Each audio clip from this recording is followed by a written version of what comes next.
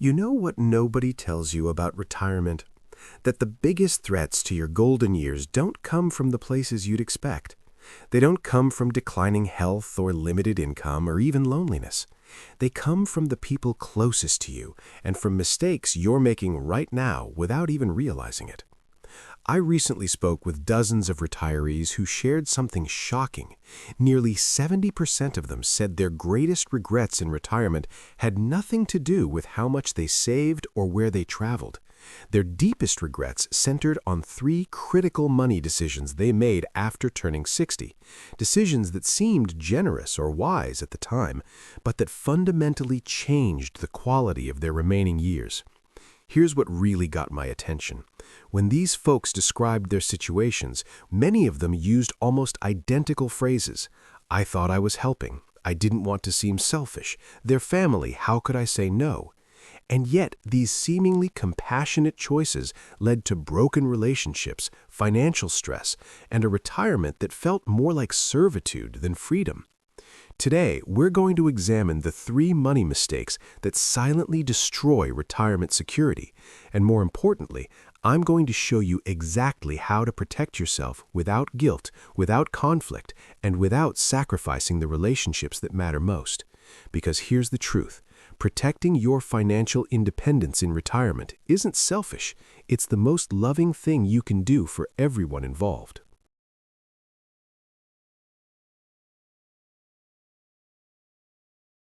Let's start by understanding why retirement has become so much more complicated than it was for previous generations. Our parents and grandparents often had pensions that provided steady income for life. They lived in communities where family structures were more traditional and the cost of living was dramatically lower relative to income. Today's retirement landscape is fundamentally different. Most of us are living on fixed incomes from Social Security and personal savings that need to last 20, 30, or even 40 years. Medical costs continue rising faster than inflation, and perhaps most significantly, the social contract between generations has shifted in ways that create uncomfortable tensions around money and obligation. Think about this for a moment. When you were raising your children, the implicit understanding was that you sacrificed now so they could build independent lives later. You paid for education, provided housing, covered expenses, all with the expectation that eventually they would launch into self-sufficiency. But somewhere along the way, that timeline has stretched and stretched. Adult children are living at home longer. They're experiencing financial setbacks that send them back to the family nest. And many of them have developed expectations about parental support that would have been unthinkable just one generation ago. This creates a painful collision between your values and your reality. You want to be generous. You want to help. You worked hard your entire life, partly so you could provide for the people you love. But you're also facing a finite resource pool that needs to sustain you through an uncertain future. Every dollar you give away today is a dollar you won't have tomorrow when your own needs might be urgent. The retirees I spoke with described this tension as one of the most stressful aspects of their later years. They feel caught between appearing selfish and protecting their own security. They worry about being judged as tight-fisted or uncaring. And this emotional pressure leads directly to the three critical mistakes we're going to examine, mistakes that often feel right in the moment but create long-term consequences that are difficult or impossible to reverse.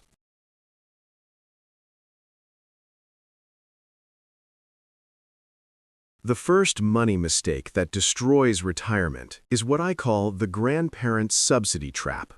This happens when you begin regularly spending your own limited resources to subsidize your adult children's expenses, particularly when it comes to raising your grandchildren. Now, let me be crystal clear about something. Spending time with grandchildren is one of life's greatest joys. Building relationships with the next generation brings meaning and purpose to your later years. The problem isn't involvement. The problem is when that involvement becomes a one-way financial drain that quietly erodes your retirement security. Here's how the trap typically works. It starts innocently enough. Your adult child mentions struggling with childcare costs. You offer to help, maybe watching the kids one day a week. They're so grateful, and you enjoy the time with your grandchildren, so you agree to another day. Before long, you're providing childcare 3 or 4 days a week. You're buying supplies, covering meals, maybe even driving the kids to activities. You calculate that you're saving your children hundreds of dollars every month, and you feel good about that. But here's what most people don't calculate. What is this arrangement costing you? Not just in direct expenses, though those certainly add up. What about the wear and tear on your body? Chasing young children is exhausting at any age, but when you're in your 60s or 70s, it can be physically depleting. What about the opportunity cost of your time? The hobbies you can't pursue, the volunteer work you can't do, the friendships you can't maintain because you're locked into a childcare schedule. What about the mental and emotional energy it requires? One woman I spoke with described her situation this way. She had been watching her 2 grandchildren 4 days a week for 3 years. She loved them dearly, but she was exhausted. Her back hurt constantly. She'd gained weight because she was too tired to exercise. She'd stopped going to her book club and had drifted away from friends because she never had free time.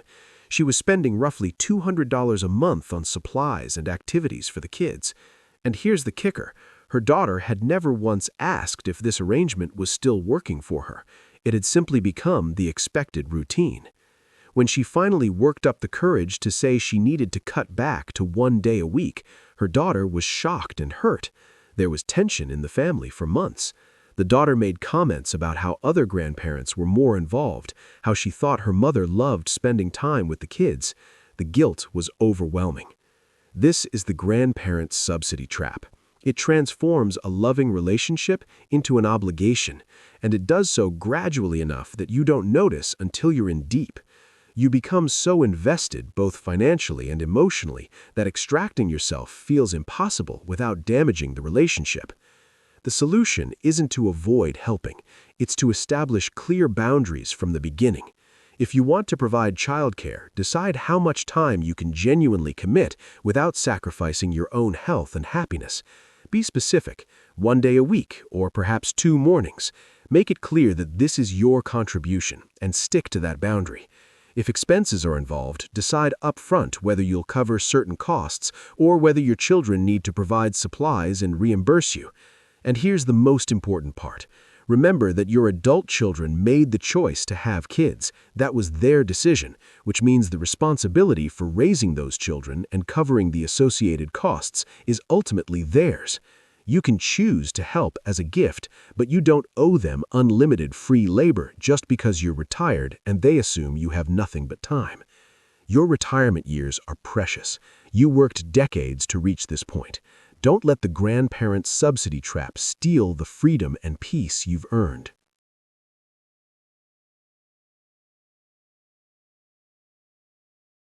The second money mistake that destroys retirement is transforming yourself into the family bank.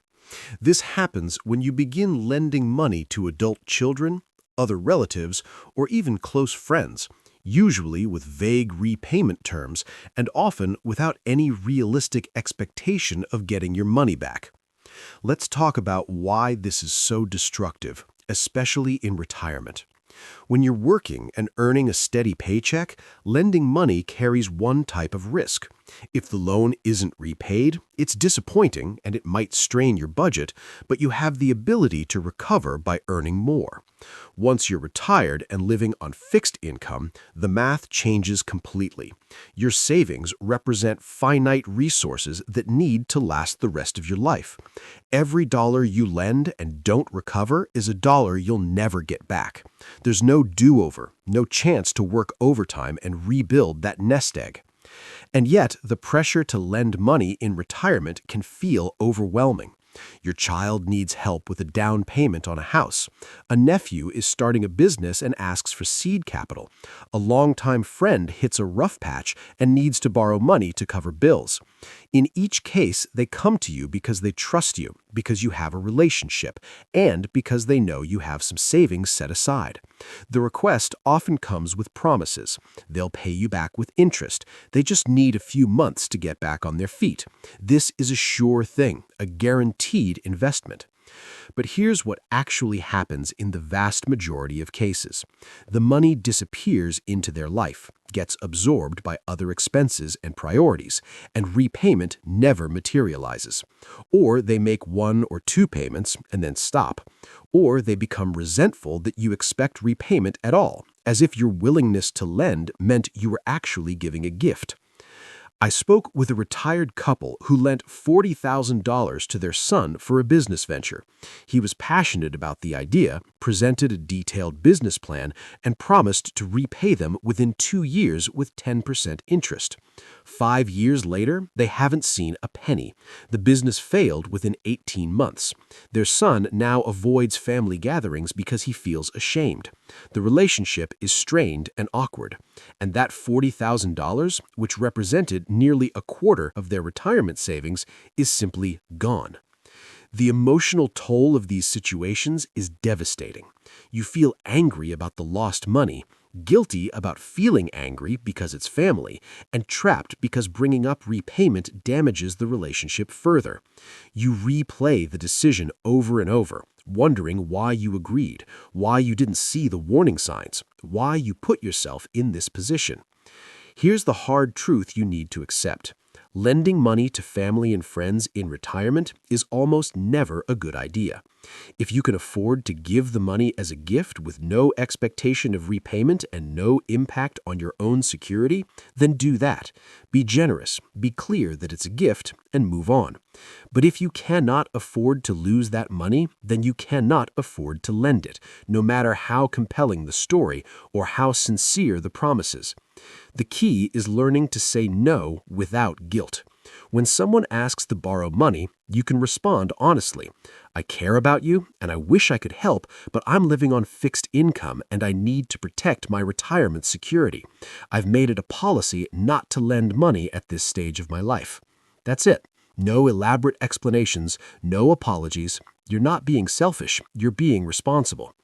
And if they press, if they suggest that you don't trust them or you don't care about their crisis, stay firm.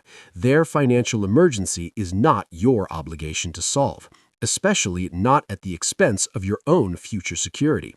True relationships survive honest boundaries. If someone stops valuing your relationship because you won't endanger your retirement to fund their plans, that tells you something important about how they view you.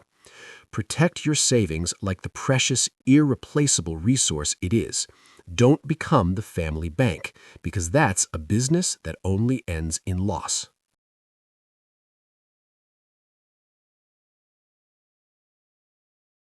The third money mistake that destroys retirement is making major real estate sacrifices based on family pressure or guilt. This most commonly takes two forms: selling your home prematurely to fund your children's needs, or buying property that's meant to benefit your children rather than serve your own interests. Your home represents more than just financial value. It's the accumulation of decades of equity building. It's security and stability. It's a familiar environment where you know every corner, where you've built community connections, where you feel safe and comfortable. The decision about what to do with your home in retirement should be based entirely on what serves your needs, not on what would be convenient or profitable for your adult children. Yet I've encountered numerous situations where retirees sold their homes under pressure from children who wanted their inheritance early, or who suggested the parents downsize so they could access the equity to help fund a grandchild's education or a child's business venture. These decisions are almost always presented as mutually beneficial. You don't need such a big house anymore.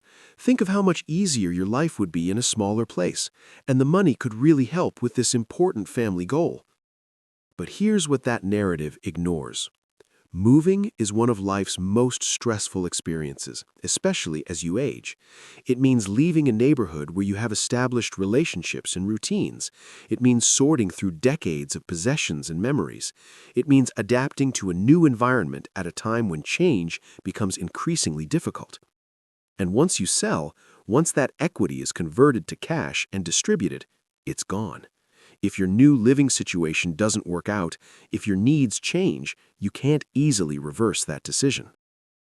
One retired teacher I spoke with sold her home of 30 years because her son convinced her she should downsize and use some of the proceeds to help him buy a rental property as an investment they could share. She moved into a small condo, gave him $80,000 for the property investment, and deeply regretted both decisions within a year. The condo was in an unfamiliar area where she felt isolated. The walls were thin, the neighbors were noisy, and she missed her garden terribly. The rental property generated minimal income and constant headaches with problem tenants. She wanted her old life back, but her former home had sold to a young family, and there was no returning. The other version of this mistake involves buying property that's really meant to benefit your children. Perhaps you buy a larger home thinking you'll have space for kids and grandkids to visit, even though maintaining that space is a burden. Or you invest in a vacation property that your children want to use, even though you rarely go there yourself. Or you buy a house near your children because they want you close by for babysitting, even though it means leaving a community where you were happy and connected. In all these scenarios, you're making major financial and life decisions based on other people's preferences rather than your own needs. And what makes this particularly insidious is that the pressure often comes wrapped in loving language. They want to help you, to make your life easier, to spend more time together. It can feel ungrateful or selfish to resist, even when your instincts are telling you something isn't right. The solution is to get very clear about what you actually want and need from your housing situation. Where do you feel most comfortable? What kind of space suits your current lifestyle and physical abilities? What location gives you access to the activities, services, and social connections that matter to you? Answer these questions honestly, independent of what anyone else thinks you should do. If you're happy in your current home and can afford to maintain it, stay there. Don't let anyone convince you that downsizing is some kind of requirement once you hit a certain age. If you do want to move, make sure the decision is based on improving your own quality of life, not on accessing equity to fund someone else's plans. Your equity home is meant to support you, to give you options, to provide a buffer against future uncertainty. And if family members pressure you, if they make suggestions that really serve their interests more than yours, practice saying this: I appreciate your concern, but I'm comfortable with my current situation. If I decide to make a change, I'll let you know. Then change the subject. You don't owe elaborate explanations or justifications. Your home, your choice.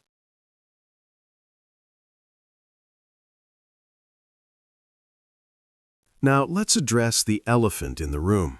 Why is it so difficult to maintain financial boundaries with family, even when you know intellectually that these boundaries are necessary and healthy? The answer lies in the complex psychology of family relationships and money.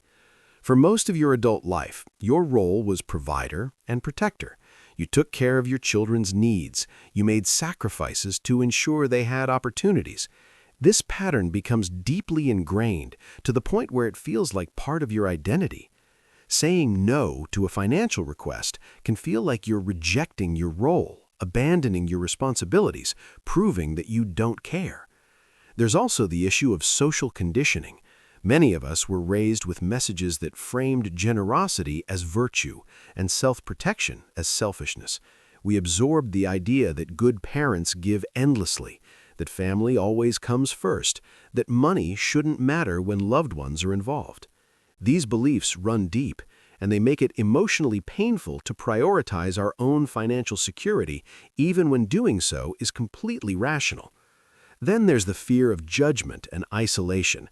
You worry about what your children will think if you refuse their requests. You imagine them complaining to others about how their parents won't help. You fear being seen as cold or cheap or uncaring. And perhaps most frightening, you worry that setting boundaries will damage these relationships permanently, that you'll end up alone because you weren't generous enough. But here's what you need to understand. Healthy relationships can survive boundaries. In fact, they require boundaries to remain healthy. When you give beyond your means out of guilt or fear, you're not building connection, you're building resentment. You start to feel used and taken for granted. They start to feel entitled to your support. Nobody's getting what they actually need, which is authentic relationship based on mutual respect rather than financial transaction. The people who truly love you will understand when you set reasonable limits. They'll respect your need to protect your own security. Yes, they might be disappointed initially, especially if they've become accustomed to financial help, but if they care about your well-being, they'll adjust. And if they don't adjust, if they withdraw affection or create conflict because you're not funding their wants, then that tells you something valuable about the nature of that relationship. Setting financial boundaries is an act of self-love, and it's also an act of respect toward your family members. When you enable their dependency, when you shield them from the natural consequences of their choices, you're not actually helping them grow. You're keeping them stuck in patterns of expecting rescue rather than developing their own resilience and resourcefulness. Your job at this stage of life is not to solve everyone's problems. Your job is to live your remaining years with dignity, security, and peace. That requires making your own well-being a priority, without apology.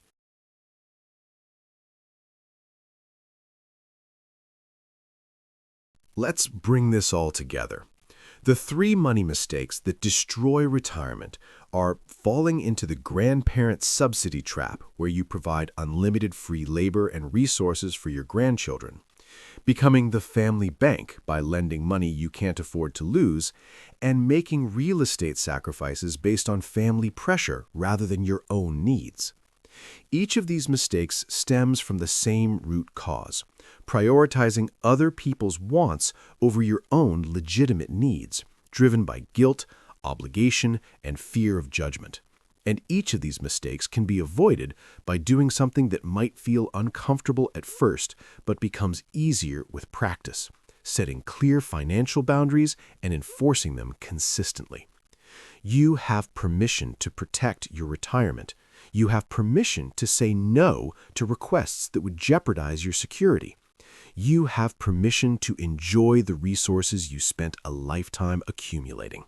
This isn't selfishness. This is wisdom. Your golden years should be exactly that: golden. They should be filled with the activities and relationships that bring you joy, not drained by obligations that leave you exhausted and resentful.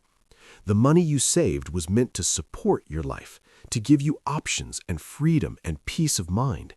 Make choices that honor the life you've built and the future you deserve. Set boundaries without guilt. Protect what's yours and live these precious years on your own terms. That's the greatest gift you can give yourself and everyone who genuinely cares about your happiness.